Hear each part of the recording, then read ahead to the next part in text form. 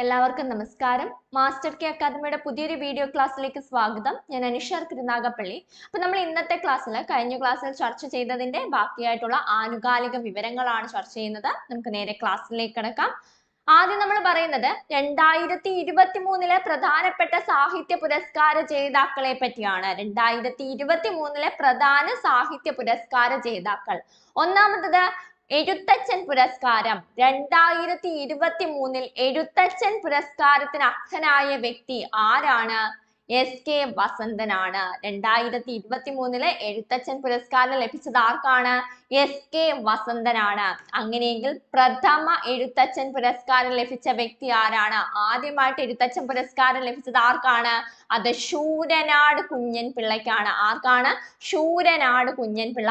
ആദ്യം ലഭിച്ചത് ശൂരനാട് കുഞ്ഞൻ പിള്ള. 2023 ലഭിച്ചത് എസ് കെ വസന്തൻ. അങ്ങനെയെങ്കിൽ 2021 ലഭിച്ചത് ആർക്കാണ്? 2021 പി വത്സലയ്ക്കാണ്. പി വത്സലയ്ക്കാണ് 2021 എഴുത്തച്ഛൻ പുരസ്കാരം ലഭിച്ചത്. 2022 ആർക്കാണ് ലഭിച്ചത്? 2022 സേതുവിനാണ്. സേതുവിനാണ് 2022 എഴുത്തച്ഛൻ പുരസ്കാരം ലഭിച്ചത്. അപ്പൊ നമ്മൾ പറഞ്ഞു 2023 പ്രധാനപ്പെട്ട സാഹിത്യ പുരസ്കാര ജേതാക്കളെ പറ്റിയാണ് പറഞ്ഞത്. ആദ്യമായിട്ട് എഴുത്തച്ഛൻ പുരസ്കാരം ലഭിച്ചത് ആർക്കാണ്? ആദ്യമായി എഴുത്തച്ഛൻ പുരസ്കാരം ലഭിച്ചത് ശൂരനാട് കുഞ്ഞൻ പിള്ളയ്ക്കാണ്. 2021 ലഭിച്ചത് ആർക്കാണ്? പി വത്സലയ്ക്കാണ്. 2022 ലഭിച്ചത് സേതുവിനാണ്. 2023 ലഭിച്ചത് എസ് കെ വസന്തനാണ്. അപ്പൊ എസ് കെ വസന്തൻ ഓർത്തിരിക്കാലോ. 2023 എഴുത്തച്ഛൻ പുരസ്കാരം ലഭിച്ച വ്യക്തി എസ് കെ വസന്തൻ. അങ്ങനെയെങ്കിൽ അടുത്തത് വയലാർ അവാർഡ്. 2023 വയലാർ അവാർഡ് ലഭിച്ചത് ആർക്കാണ്? ആർക്കാണ്? ശ്രീകുമാരൻ തമ്പിക്കാണ് അല്ലെ? ശ്രീകുമാരൻ തമ്പി. 2023 വയലാർ അവാർഡ് ലഭിച്ചത് ആർക്കാണ്? ശ്രീകുമാരൻ തമ്പി. ശ്രീകുമാരൻ തമ്പി. വയലിൽ ഏറ്റവും കൂടുതൽ കാണുന്ന എന്താണ്? തുമ്പികളെ കാണാറുണ്ട് അല്ലെ? അപ്പൊ അത് വെച്ച് കണക്ട് ചെയ്താൽ മതി. 2023 വയലാർ അവാർഡ് ലഭിച്ചത് ആർക്കാണ്? ശ്രീകുമാരൻ തമ്പിക്കാണ്. ആർക്കാണ്? ശ്രീകുമാരൻ തമ്പി. അങ്ങനെയെങ്കിൽ 2021 വയലാർ അവാർഡ് ലഭിച്ച വ്യക്തി ആരാണ്?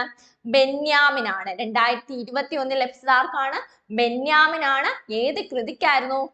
മാന്തളിരിലെ 20 കമ്മ്യൂണിസ്റ്റ് വർഷങ്ങൾ എന്ന കൃതിക്കായിരുന്നു 2021 ബെന്യാമിന് വയലാർ അവാർഡ് ലഭിച്ചത്. അങ്ങനെയെങ്കിൽ 2022 ലഭിച്ചത് ആർക്കാണ്? 2022 വയലാർ അവാർഡ് ലഭിച്ചത് ആർക്കാണ്? എസ് ഹരീഷിനാണ്. എസ് ഹരീഷ്. ഏത് കൃതിക്കാണ്? മീശ എന്ന കൃതിക്കാണ്. പ്രീവിയസ് ഇയർ ക്വസ്റ്റ്യൻസ് ആണ്. ഇഷ്ടം പോലെ വട്ടം ആവർത്തിച്ചിട്ടുള്ള ചോദ്യമാണ്. മീശ എന്ന കൃതി രചിച്ചത് എസ് ഹരീഷ് ആണ്. 2022 വയലാർ അവാർഡ് ലഭിച്ചത് ആർക്കാണ്? എസ് ഹരീഷിനാണ്.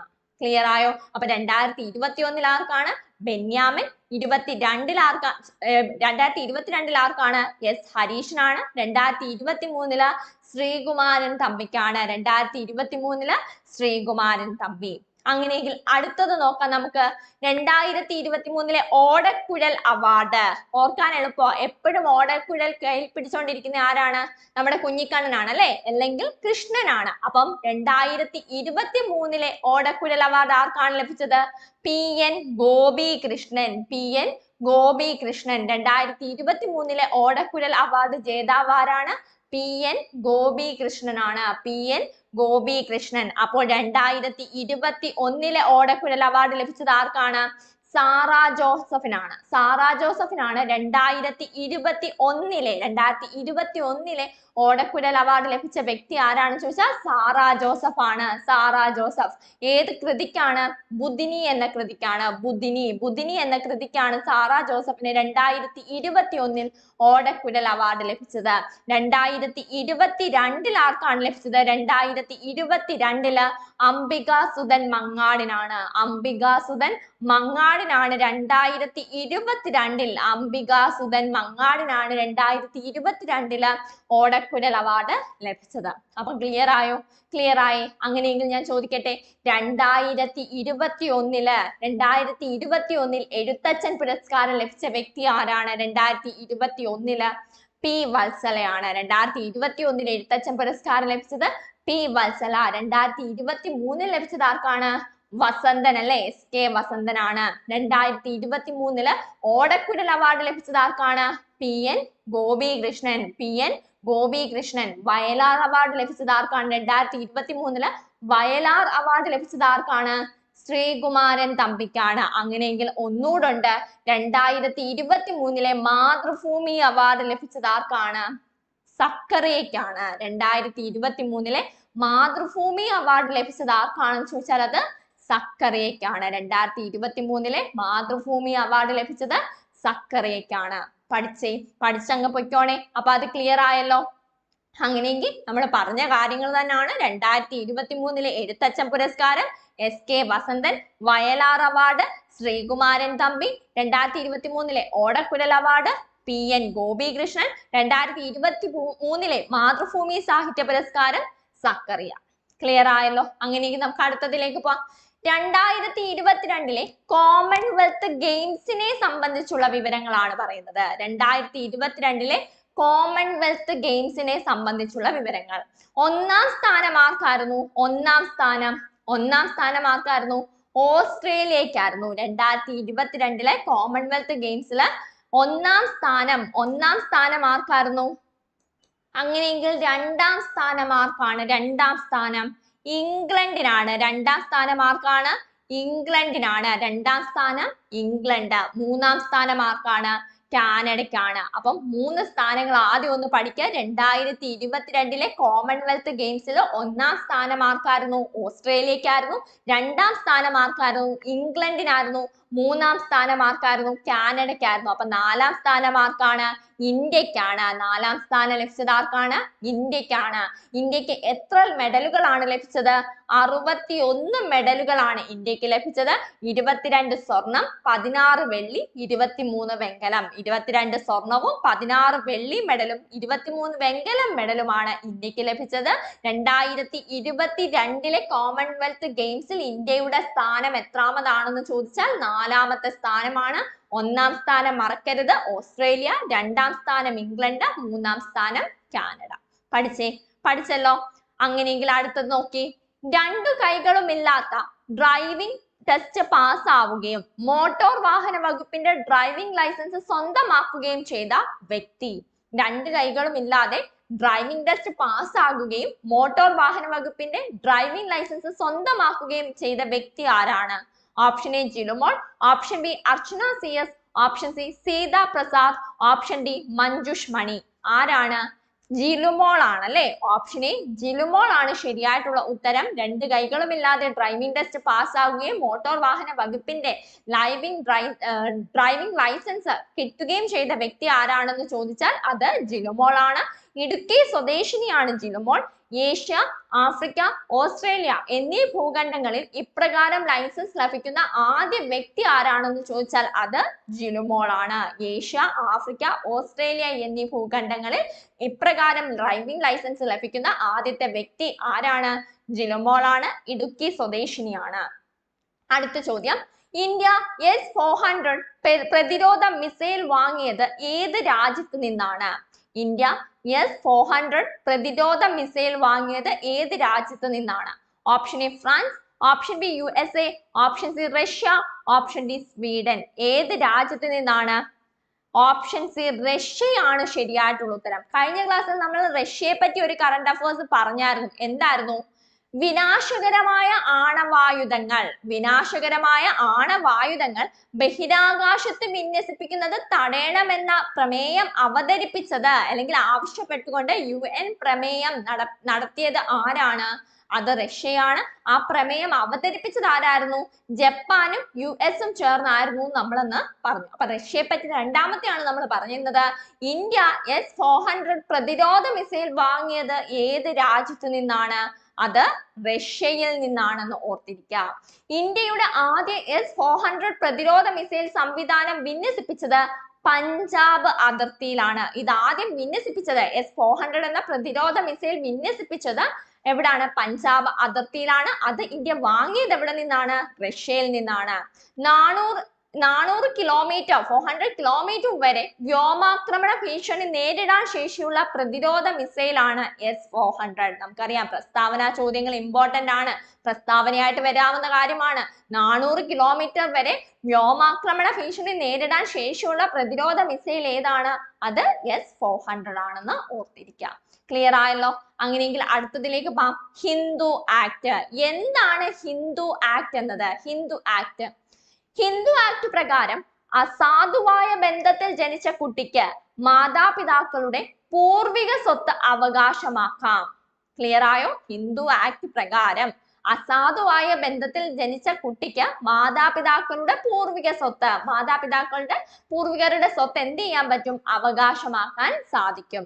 വിധി പ്രഖ്യാപിച്ചത് 2023 സെപ്റ്റംബർ 1 ചീഫ് ജസ്റ്റിസ് ചന്ദ്രചൂഡ് അധ്യക്ഷനായ 3-അംഗ ബെഞ്ചിന്റേതായിരുന്നു ഈ ഒരു തീരുമാനം എന്ന് പറയുന്നത്. ഹിന്ദു ആക്ട് പ്രകാരം അസാധുവായ ബന്ധത്തിൽ ജനിച്ച കുട്ടിക്ക് അവരുടെ മാതാപിതാക്കളുടെ പൂർവികരുടെ സ്വത്ത് എന്ത് ചെയ്യാൻ പറ്റും? പൂർവിക സ്വത്ത് അവകാശമാക്കാം. മാതാപിതാക്കളുടെ പൂർവിക സ്വത്ത് അവകാശമാക്കാൻ സാധിക്കും.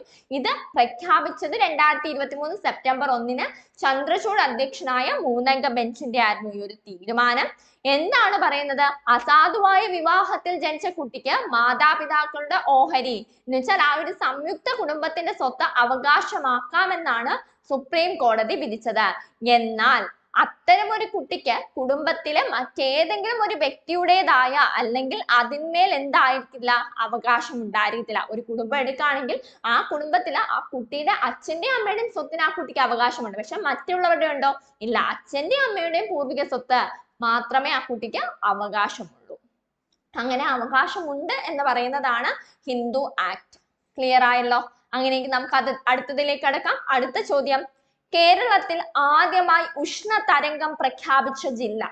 Option A Kollam, option B Palakkad, option C Wayanad, option D Kottayam. ഏത് ജില്ലയിലാണ് കേരളത്തിൽ ആദ്യമായി ഉഷ്ണതരംഗം പ്രഖ്യാപിച്ചത്? എവിടെ ആയിരിക്കും? പാലക്കാടാണ് അല്ലെ? കേരളത്തിൽ ആദ്യമായി ഉഷ്ണതരംഗം പ്രഖ്യാപിച്ച ജില്ല ഏതാണ്? പാലക്കാട് ജില്ലയാണ്. അന്തരീക്ഷ താപനില തുടർച്ചയായി സാധാരണ നിലയിൽ നിന്ന് കൂടുതൽ ഉയർന്നു നിൽക്കുന്ന പ്രതിഭാസമാണ് ഉഷ്ണതരംഗം എന്ന് പറയുന്നത്. അന്തരീക്ഷ താപനില സാധാരണയിൽ കുറച്ചുകൂടി ഉയർന്നു നിൽക്കുന്ന ആ ഒരു താപനിലയ്ക്കാണ് അല്ലെങ്കിൽ ആ ഒരു പ്രതിഭാസമാണ് ഉഷ്ണതരംഗം എന്ന് പറയുന്നത്. കേരളത്തിൽ ആദ്യമായിട്ട് ഉഷ്ണതരംഗം റിപ്പോർട്ട് ചെയ്ത ജില്ല ഏതാണെന്ന് ചോദിച്ചാൽ അത് പാലക്കാടാണ്. ക്ലിയർ ആയോ? അങ്ങനെയെങ്കിൽ നമുക്ക് അടുത്തതിലേക്ക് കിടക്കാം. അടുത്ത ചോദ്യം, ലോകത്തിലെ ആദ്യത്തെ റാപ്പിഡ് റെസ്പോൺസ് ഡിസാസ്റ്റർ ഹോസ്പിറ്റലിന്റെ പേര്? ലോകത്തിലെ ആദ്യത്തെ റാപ്പിഡ് റെസ്പോൺസ് ഡിസാസ്റ്റർ ഹോസ്പിറ്റലിന്റെ പേര്?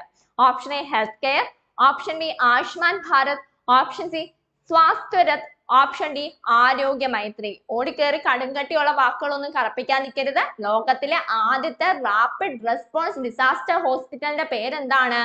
ഓപ്ഷൻ ഡി ആണ് ആരോഗ്യ മൈത്രി. അപ്പം ലോകത്തിലെ ഏകമം കടുകട്ടി വാക്കൊന്നും ഓടിപ്പോയി ബബിൾ ചെയ്തേക്കരുത്. ലോകത്തിലെ ആദ്യത്തെ റാപ്പിഡ് റെസ്പോൺസ് ഡിസാസ്റ്റർ ഹോസ്പിറ്റലിന്റെ പേരെന്താണ്? ആരോഗ്യ മൈത്രി എന്നതാണ്. ഇത് വെറും 8 മിനിറ്റിനുള്ളിൽ പ്രവർത്തനക്ഷമമാവുകയും ആവശ്യമായ രോഗികൾക്ക് ഉടനടി വൈദ്യസഹായം നൽകുകയും ചെയ്യുന്നു. ക്ലിയർ ആയോ? അപ്പൊ ഇതെങ്ങനെയാണ് പ്രവർത്തിക്കുന്നത്? 8 മിനിറ്റിനുള്ളിൽ തന്നെ ഇത് പ്രവർത്തനക്ഷമമാവുകയും അതുപോലെ തന്നെ ആവശ്യമായ രോഗികൾക്ക് ഉടനടി വൈദ്യസഹായം നൽകുകയും ചെയ്യുന്നു. ലോകത്തിലെ ആദ്യത്തെ പോർട്ടബിൾ ഹോസ്പിറ്റൽ ആരോഗ്യ മൈത്രി ക്യൂബ് ഗുരുഗ്രാമിൽ ഡിസംബർ 2, 2023 അനാച്ഛാദനം ചെയ്തത്. അപ്പൊ ഇത് തുടങ്ങിയത് എന്നാണ്? December 2 2023 December 2 ഗുരുഗ്രാമിൽ. ക്ലിയർ ആയോ? അങ്ങനെയെങ്കിൽ അടുത്തതിലേക്ക് പോവാം. അടുത്ത ചോദ്യം, താഴെ പറയുന്നവയിൽ ഏത് സംഘടനയാണ് ആദ്യത്തെ രോഗി സുരക്ഷാ അവകാശ പോർട്ടൽ പുറപ്പെടുവിച്ചത്? താഴെ പറയുന്നവയിൽ ഏത് സംഘടനയാണ് ആദ്യത്തെ രോഗി സുരക്ഷാ അവകാശ പോർട്ടൽ പുറപ്പെടുവിച്ചത്? Option A world health organisation, option B all India institute of medical sciences, option C Indian council of medical research, option D Indian institute of health management research. താഴെ പറയുന്നവയിൽ ഏത് സംഘടനയാണ്, ഈ പറഞ്ഞിരിക്കുന്നവയിൽ ഏത് സംഘടനയാണ് ആദ്യത്തെ രോഗി സുരക്ഷാ അവകാശ പോർട്ടൽ പുറപ്പെടുവിച്ചത്? ആരാണ്, ഏത് സംഘടനയാണ്? ഓപ്ഷൻ എ ആണ് WHO ആണ്, വേൾഡ് ഹെൽത്ത് ഓർഗനൈസേഷൻ ആണ്, വേൾഡ് ഹെൽത്ത് ഓർഗനൈസേഷൻ ആണ്, WHO ആണ് ഈ ആദ്യത്തെ രോഗി സുരക്ഷാ അവകാശ പോർട്ടൽ പുറപ്പെടുവിച്ചത്. അപ്പൊ നമുക്ക് നോക്കാം.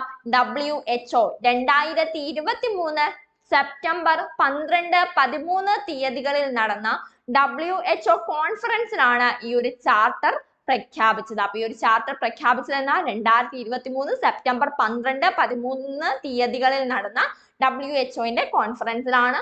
ആരോഗ്യ സംരക്ഷണത്തിന്റെ സുരക്ഷയുടെ കാര്യത്തിൽ എല്ലാ രോഗികളുടെയും അടിസ്ഥാന അവകാശമാണ് ഇത് വിവരിക്കുന്നു. അപ്പം ആരോഗ്യ സംരക്ഷണത്തിന്റെ സുരക്ഷയുടെ കാര്യത്തിൽ എല്ലാ രോഗികളുടെയും അടിസ്ഥാന അവകാശങ്ങളാണ് ഈ ഒരു രോഗി സുരക്ഷാ അവകാശ പോർട്ടൽ വിവരിക്കുന്നത്. ക്ലിയർ ആയോ? അങ്ങനെയെങ്കിൽ നമുക്ക് അടുത്തതിലേക്ക് കടക്കാം. അടുത്ത ചോദ്യം ഇതാണ്. വിദ്യാർത്ഥികളുടെ പരാതികൾ പരിഹരിക്കാൻ ഒബുഡ്സ്മാനെ നിയമിച്ച കേരളത്തിലെ ആദ്യ സർവകലാശാല. വിദ്യാർത്ഥികളുടെ പരാതികൾ പരിഹരിക്കാൻ ഒബുഡ്സ്മാനെ നിയമിച്ച കേരളത്തിലെ ആദ്യത്തെ സർവകലാശാല ഏതെന്നാണ് ചോദിച്ചേക്കുന്നത്. ഓപ്ഷൻ എ MG സർവകലാശാല, option B CUSAT, option C APJ Abdul Kalam സാങ്കേതിക സർവകലാശാല, ഓപ്ഷൻ ഡി കേരള സർവകലാശാല. വിദ്യാർത്ഥികളുടെ പരാതികൾ പരിഹരിക്കാൻ ഒബുഡ്സ്മാനെ നിയമിച്ച കേരളത്തിലെ ആദ്യത്തെ സർവകലാശാല ഏതാണ്? APJ അബ്ദുൽ കലാം സാങ്കേതിക സർവകലാശാലയാണ്. APJ അബ്ദുൽ കലാം സാങ്കേതിക സർവകലാശാലയാണ് വിദ്യാർത്ഥികളുടെ പരാതികൾ പരിഹരിക്കാൻ ഒബുഡ്സ്മാനെ നിയമിച്ച കേരളത്തിലെ ആദ്യ സർവകലാശാല. അപ്പൊ നമ്മൾ ഇന്ത്യൻ ഭരണഘടന എടുക്കുകയാണെങ്കിൽ എന്താണ് ഒബുഡ്സ്മാൻ എന്ന് പറയുന്നത്? എന്താണ് കേരളത്തിലെ ഒബുഡ്സ്മാനെ എന്താണ് വിളിക്കുന്നത്? എന്താ ഒബുഡ്സ്മാൻ എന്ന് പറയുന്നത്? എന്താ? രാജ്യത്തെ ഔദ്യോഗിക കാര്യങ്ങളെ സംബന്ധിച്ചുള്ള പരാതികൾ പരിഹരിക്കുന്നതിന് വേണ്ടി പ്രത്യേക അധികാരങ്ങൾ ചുമത്തിയ ഒരു ഉദ്യോഗസ്ഥനാണ് ഒബുഡ്സ്മാൻ എന്ന് പറയുന്നത്.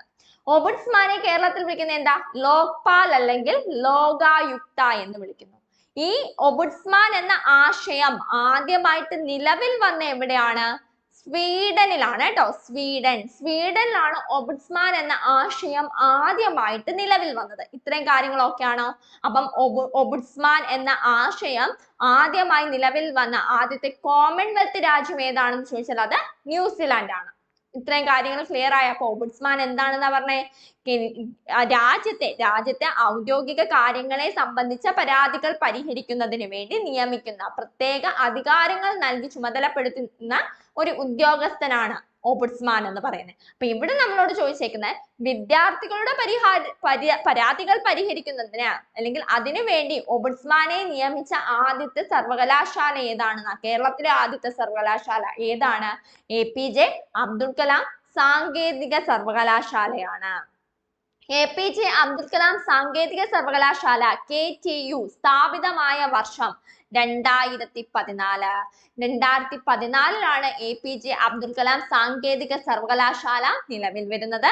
നിലവിലെ വൈസ് ചാൻസലർ ആരാണ്? സജി ഗോപിനാഥ് ആണ്. നിലവിലെ വൈസ് ചാൻസലർ സജി ഗോപിനാഥ് ആണ്. KTUവിന്റെ ആസ്ഥാനം എവിടെയാണ്? തിരുവനന്തപുരമാണ്. ക്ലിയർ ആയോ ഇത്രയും കാര്യങ്ങൾ? അങ്ങനെയെങ്കിൽ അടുത്ത ചോദ്യത്തിലേക്ക് പോകാം. പ്രധാനമന്ത്രി മോദി 2023 സെപ്റ്റംബർ 23 കാശിയെയും കാശി വിശ്വനാഥ സങ്കല്പത്തെയും പ്രതിനിധാനം ചെയ്യുന്ന ലോർഡ് ശിവ തീം അന്താരാഷ്ട്ര ക്രിക്കറ്റ് സ്റ്റേഡിയം തറക്കല്ലിട്ടത് എവിടെയാണ്? പ്രധാനമന്ത്രി നരേന്ദ്രമോദി 2023 സെപ്റ്റംബർ 23 കാശിയെയും കാശി വിശ്വനാഥ സങ്കല്പത്തെയും പ്രതിനിധാനം ചെയ്തുകൊണ്ട് ലോർഡ് ശിവ തീം അന്താരാഷ്ട്ര ക്രിക്കറ്റ് സ്റ്റേഡിയം തറക്കല്ലിട്ടത് എവിടെയാ? Option A Haridwar, option B Varanasi, option C Prayagraj, option D Ujjain. എവിടെയാണ്? ഓപ്ഷൻ ബി വാരണാസി ആണ് ശരിയായിട്ടുള്ള ഉത്തരം. പ്രധാനമന്ത്രി നരേന്ദ്രമോദി 2023 സെപ്റ്റംബർ 23 ഡേറ്റ് ഓർത്തു വെച്ചോണം. കാശിയെയും കാശി വിശ്വനാഥ സങ്കല്പത്തെയും പ്രതിനിധാനം ചെയ്തുകൊണ്ട് ലോർഡ് ശിവ തീം അന്താരാഷ്ട്ര ക്രിക്കറ്റ് സ്റ്റേഡിയം തറക്കല്ലിട്ടത് എവിടെയാണ്? വാരണാസിയിലാണ്. ശിവനെ കിരീടമണിക്കുന്ന ചന്ദ്രക്കലയുടെ രൂപത്തിലാണ് സ്റ്റേഡിയത്തിന്റെ ആ ഒരു രൂപം എന്ന് പറയുന്നത്, മേൽക്കൂര എന്ന് പറയുന്നത് ഓർത്തിരിക്കാം. ക്ലിയർ ആയോ? അങ്ങനെയെങ്കിൽ അടുത്തതിലേക്ക് പോകാം. അടുത്ത ചോദ്യം ഭക്ഷ്യഭദ്രതാ പുരസ്കാരത്തെ പറ്റിയാണ്. കേരള സർക്കാരിന്റെ പ്രഥമ ഭക്ഷ്യഭദ്രതാ പുരസ്കാര ജേതാവ് ആരാണ്? ചെറുവയൽ കെ രാമനാണ്. ഓർക്കാൻ എളുപ്പമാണ്. നമുക്ക് എപ്പോഴും ഭക്ഷണം ലഭിക്കുന്ന എവിടെ നിന്നാണ്? വയലിൽ നിന്നാണ് അല്ലെ? അരി ലഭിക്കുന്നത് വയലിൽ നിന്നാണ്. അപ്പം കേരള സർക്കാരിന്റെ ആദ്യത്തെ ഭക്ഷ്യഭദ്രതാ പുരസ്കാര ജേതാവ് ആരാണ്? ചെറുവയൽ കെ രാമൻ. ചെറുവയൽ കെ രാമൻ. പഠിക്കാൻ എളുപ്പമാണല്ലോ. സമ്മാനത്തുക 11,111 രൂപയാണ്. എല്ലാ ജില്ലകളിലും സഞ്ചരിക്കുന്ന ഭക്ഷ്യപരിശോധന ലാബ് പ്രവർത്തിക്കുന്ന ആദ്യത്തെ സംസ്ഥാനം ഏതാണ്? കേരളമാണ്. എല്ലാ ജില്ലകളിലും സഞ്ചരിക്കുന്ന ഭക്ഷ്യപരിശോധന ലാബ് പ്രവർത്തിക്കുന്ന സംസ്ഥാനം ഏതാണെന്ന് ചോദിച്ചാൽ കേരളമാണ്. ഭക്ഷ്യ സ്വയം പര്യാപ്തത ലക്ഷ്യമിട്ട് കർഷക ക്ഷേമ വകുപ്പ് നടപ്പിലാക്കുന്ന പദ്ധതിയാണ് ഏത്? ഞങ്ങളും കൃഷിയിലേക്ക്. ഭക്ഷ്യ സ്വയം പര്യാപ്തത ലക്ഷ്യമിട്ട് കർഷക ക്ഷേമ വകുപ്പ് നടപ്പിലാക്കി വരുന്ന പദ്ധതി ഏതാണ്? ഞങ്ങളും കൃഷിയിലേക്ക്. അപ്പം ക്ലിയർ ആയോ? അപ്പൊ ഭക്ഷ്യഭദ്രതാ പുരസ്കാരമാണ് പറഞ്ഞേക്കുന്നത്. കേരള സർക്കാരിന്റെ ആദ്യത്തെ ഭക്ഷ്യഭദ്രതാ പുരസ്കാരം ലഭിച്ചത് ആർക്കാണ്? വയൽ അല്ലെ? ചെറുവയൽ കെ രാമൻ.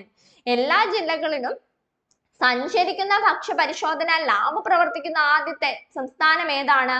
കേരളമാണ്. ഭക്ഷ്യ സ്വയം പര്യാപ്തത ലക്ഷ്യമിട്ട് കർഷക ക്ഷേമ വകുപ്പ് നടപ്പിലാക്കുന്ന പദ്ധതി ഏതാണ്? ഞങ്ങളും കൃഷിയിലേക്ക്. അങ്ങനെയെങ്കിൽ നമുക്ക് അടുത്ത ചോദ്യത്തിലേക്ക് പോകാം. ഇന്ത്യയിലെ ആദ്യ വനിതാ ഡോക്ടറായ ആനന്ദി ഗോപാൽ ജോഷിയുടെ ജീവിതം ആസ്പദമാക്കി നിർമ്മിച്ച നാടകം. ഇന്ത്യയിലെ ആദ്യ വനിതാ ഡോക്ടറായ ആനന്ദി ഗോപാൽ ജോഷിയുടെ ജീവിതം ആസ്പദമാക്കി നിർമ്മിച്ച നാടകം. Option A Ram care of Anandi, option B Anandayugam, option C Anandi, option D Anandamritam. എല്ലാം കൂടി ഒരു കൺഫ്യൂഷൻ ആയി പോവരുത്. ഏതാണ് ശരിയായിട്ടുള്ള ഉത്തരം? ഓപ്ഷൻ സി ആനന്ദി എന്നതാണ്. ഇന്ത്യയിലെ ആദ്യത്തെ വനിതാ ഡോക്ടറായ ആനന്ദി ഗോപാൽ ജോഷിയുടെ ജീവിതം ആസ്പദമാക്കി നിർമ്മിച്ച നാടകം ഏതാണ്? ആനന്ദി. റാം കെയർ ഓഫ് ആനന്ദിയെ പറ്റി പ്രീവിയസ് ഇയറിൽ ഒരു ക്വസ്റ്റ്യൻ വന്നിട്ടുണ്ട്. പ്രീവിയസ് ക്വസ്റ്റ്യനകത്ത് ഒരെണ്ണം ഉൾപ്പെട്ടിട്ടുണ്ട്, ആരെ രചിച്ചതെന്ന്. അത് ഓർത്തു വെച്ചോണം. ഇപ്പൊ നമ്മളോടുള്ള ചോദ്യം, ഇന്ത്യയിലെ ആദ്യ വനിതാ ഡോക്ടറായ ആനന്ദി ഗോപാൽ ജോഷിയുടെ ജീവിതം ആസ്പദമാക്കി നിർമ്മിച്ച നാടകം ഏതാണ്? ആനന്ദി ആണ്. സംവിധാനം ചെയ്തത് ആരാണ്? സുനിൽ മങ്ങാട്. സംവിധാനം ചെയ്തത് സുനിൽ മങ്ങാട്. ആനന്ദി ഗോപാൽ ജോഷിയുടെ കുറിച്ചുള്ള കാവ്യ സമാഹാരം ഏതാണ്? ആനന്ദി ഗോപാൽ ജോഷിയെ കുറിച്ചുള്ള കവിതാ സമാഹാരം. ആനന്ദിബായി ജോഷി എ ലൈഫ് ഇൻ പെയോസ്, അതാണ് ആനന്ദി ഗോപാൽ ജോഷിയെ കുറിച്ചുള്ള കാവ്യ സമാഹാരം എന്ന് പറയുന്നത്. ഈ കാവ്യ സമാഹാരം രചിച്ചത് ആരാണ്? ശിഖ മാളവ്യയാണ്. ഈ കാവ്യ സമാഹാരം രചിച്ചത് ശിഖ മാളവ്യ. അപ്പം ആനന്ദി ഗോപാൽ ജോഷിയെ സംബന്ധിച്ചുള്ള ആദ്യത്തെ നാടകം ഏതാണെന്ന് ചോദിച്ചാൽ ഏതാണ്? ജീവിതത്തെ ആസ്പദമാക്കിയുള്ള നാടകം ഏതാണ്? ആനന്ദി. ഓക്കെ. അങ്ങനെയെങ്കിൽ അടുത്ത ചോദ്യം, കരൈവട്ടി പക്ഷി സങ്കേതം ഏത് സംസ്ഥാനത്തിലാണ്? കരൈവട്ടി പക്ഷി സങ്കേതം. Option A Tamil Nadu, option B Telangana, option C Andhra Pradesh, option D Karnataka. ഏതാണ് ശരിയായിട്ടുള്ള ഉത്തരം? ഓപ്ഷൻ എ തമിഴ്നാടാണ് ശരിയായിട്ടുള്ള ഉത്തരം. കരൈവട്ടി പക്ഷി സങ്കേതം എവിടെയാണ്? ഏത് സംസ്ഥാനത്താണ്? തമിഴ്നാട്ടിലാണ്. 2024 റംസാർ സൈറ്റിൽ ഉൾപ്പെട്ട പക്ഷി സങ്കേതമാണ് കരൈവട്ടി പക്ഷി സങ്കേതം. 2024 റംസാർ സൈറ്റിൽ, ഇമ്പോർട്ടന്റ് ആണ്, ഓർത്തു വെച്ചോണം. 2024 റംസാർ സൈറ്റിൽ ഉൾപ്പെട്ട പക്ഷി സങ്കേതം തമിഴ്നാട്ടിൽ സ്ഥിതി ചെയ്യുന്ന കരൈവട്ടി പക്ഷി സങ്കേതമാണ്. റംസാർ സൈറ്റിൽ ഉൾപ്പെട്ട അംഗ സമുദ്ര ബോർഡ് കൺസർവേഷൻ സ്ഥിതി ചെയ്യുന്നത് എവിടെയാണ്? കർണാടകയിലാണ്. റംസാർ സൈറ്റിൽ ഉൾപ്പെട്ട അംഗസമുദ്ര ബോർഡ് കൺസർവേഷൻ സ്ഥിതി ചെയ്യുന്നത് എവിടെയാണെന്ന് ചോദിച്ചാൽ അത് കർണാടകയിലാണ്. ക്ലിയർ ആയോ? ഈ രണ്ട് കാര്യങ്ങളും ക്ലിയർ ആയി, ഇമ്പോർട്ടന്റ് ആണ്, പഠിച്ചു വെച്ചോണം. അടുത്തത് OIMS സർട്ടിഫിക്കറ്റ് നൽകുന്ന എത്രാമത്തെ രാജ്യമാണ് ഇന്ത്യ? OIMS സർട്ടിഫിക്കറ്റ് നൽകുന്ന എത്രാമത്തെ രാജ്യമാണ് ഇന്ത്യ എന്നാ ചോദിച്ചേക്കുന്നത്. Option A 12, option B 15, option C 13, option D 16. OIMS certificate നൽകുന്ന എത്രാമത്തെ രാജ്യമാണ്? International organization of legal metrology. International organization of legal metrology certificate നൽകുന്ന എത്രാമത്തെ രാജ്യമാണ് ഇന്ത്യ? 13ാമത്തെ രാജ്യമാണ്. എത്രാമത്തെയാണ്? 13ാമത്തെ രാജ്യം. International organization of legal metrology ആണ് OIML എന്ന് പറയുന്നത്. OIML എന്താണ്? International organization of legal metrology. 2023 September 14 കേന്ദ്ര ഉപഭോക്തൃ കാര്യ മന്ത്രാലയം ന്യൂഡൽഹിയിൽ വെച്ചാണ് ഈ ഒരു പ്രഖ്യാപനം നടത്തിയത്. അപ്പൊ ഈ പ്രഖ്യാപനം നടത്തിയത് എന്നാണ്? 2023 സെപ്റ്റംബർ 14 കേന്ദ്ര ഉപഭോക്തൃ കാര്യ മന്ത്രാലയം ന്യൂഡൽഹിയിൽ വെച്ചാണ് ഈ പ്രഖ്യാപനം നടത്തിയത്. OIML international organization of legal metrology India അംഗമായ വർഷം, ഇന്ത്യ അതിൽ അംഗമായ വർഷം ഏതാണ്? 1956ലാണ്. 1956 ഇന്ത്യ ഇതില് അംഗമായി. നമ്മളോട് ചോദിച്ചേക്കുന്ന OIMS സർട്ടിഫിക്കറ്റ് നൽകുന്ന എത്രാമത്തെ രാജ്യമാണ് ഇന്ത്യ എന്നാണ്. എത്രാമത്തെ രാജ്യമാണ്? 13ാമത്തെ രാജ്യമാണ്. 13ാമത്തെ രാജ്യം. റാങ്കിങ് ഇമ്പോർട്ടന്റ് ആണ്. റാങ്കിങ് ഇൻഡെക്സ് ഒക്കെ ഇമ്പോർട്ടന്റ് ആണ്, പഠിച്ചു വെക്കാം. അടുത്തത്, ലോകത്തിലെ ഏറ്റവും ഉയരത്തിൽ സ്ഥിതി ചെയ്യുന്ന ഗതാഗത യോഗ്യമായ റോഡ് നിലവിൽ വരുന്നത്. ലോകത്തിലെ ഏറ്റവും ഉയരത്തിൽ സ്ഥിതി ചെയ്യുന്ന ഗതാഗത യോഗ്യമായ റോഡ് നിലവിൽ വരുന്നത്. Option A Darjeeling, option B Ghum, option C Gulmarg, option D Ladakh. Simple ആണ്, നിങ്ങൾക്ക് എല്ലാം അറിയാം. ലോകത്തിലെ ഏറ്റവും ഉയരത്തിൽ സ്ഥിതി ചെയ്യുന്ന ഏറ്റവും എന്ന് പറയുമ്പോഴേ അറിയാം, ഏറ്റവും ഉയരത്തിൽ സ്ഥിതി ചെയ്യുന്ന ഗതാഗത യോഗ്യമായ റോഡ് നിലവിൽ വരുന്നത് എവിടെയാണ്? ഓപ്ഷൻ ഡി ലഡാക്ക് ആണ് ശരിയായിട്ടുള്ള ഉത്തരം. ലോകത്തിലെ ഏറ്റവും ഉയരത്തിൽ സ്ഥിതി ചെയ്യുന്ന ഗതാഗത യോഗ്യമായ റോഡ് നിലവിൽ വരുന്നത് ലഡാക്കിലാണ്. ലഡാക്ക്. 19,400 അടി ഉയരത്തിലാണ് ഈ ഒരു റോഡ് നിർമ്മാണം നടക്കുന്നത്. ലഡാക്കിലെ ലിഗാരു മിഗ്ലി ഫുക്ചെ മേഖലയിലാണ് റോഡ് നിർമ്മാണം നടക്കുന്നത്. ലഡാക്കിലെ ലിഗാരു മിഗ്ലി ഫുക്ചെ മേഖലയിലാണ് ഈ ഒരു റോഡ് നിർമ്മാണം. ക്ലിയർ ആയോ? അങ്ങനെയെങ്കിൽ നമുക്ക് അടുത്തതിലേക്ക് പോകാം. അടുത്തത്, മങ്കൊമ്പ് കാർഷിക ഗവേഷണ കേന്ദ്രത്തെ സംബന്ധിച്ചുള്ള കുറച്ച് പ്രസ്താവനകളാണ് പറയുന്നത്. മങ്കൊമ്പ് കാർഷിക ഗവേഷണ കേന്ദ്രം. മങ്കൊമ്പ് കാർഷിക ഗവേഷണ കേന്ദ്രത്തിൽ വികസിപ്പിച്ചെടുത്ത നെൽ വിത്തിനത്തിന്റെ പേരെന്താണ്? നെൽ വിത്തിനം ഏതാണ്? ഉമ. ഏതാണ്? ഉമ. മങ്കൊമ്പ് കാർഷിക ഗവേഷണ കേന്ദ്രത്തിൽ വികസിപ്പിച്ചെടുത്ത നെല്ല് വിത്തിനം ഏതാണ്? ഉമ. ഉമ. ബഹിരാകാശ സാങ്കേതിക വിദ്യയായ റിമോട്ട് സെൻസിംഗിലൂടെ ഉമ നെൽവിത്തിന്റെ സ്പെക്ട്രൽ ലൈബ്രറി തയ്യാറാക്കിയിട്ടുണ്ട്. മങ്കൊമ്പ് കാർഷിക ഗവേഷണ കേന്ദ്രം സ്ഥിതി ചെയ്യുന്നത് എവിടെയാണ്? ആലപ്പുഴ ജില്ലയിലാണ്.